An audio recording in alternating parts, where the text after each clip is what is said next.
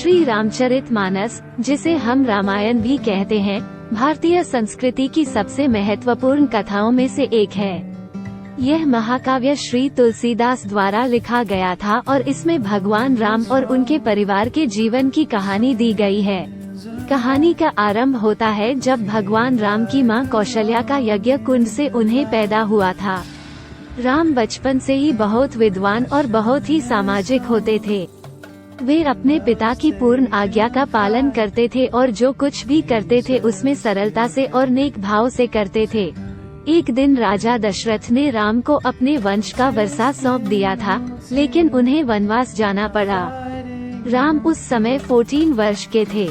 उनकी पत्नी सीता और उनके भाई लक्ष्मण भी साथ थे।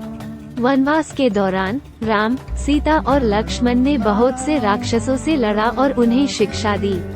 उन्होंने स्त्री का सम्मान करने का भी बहुत महत्व दिया।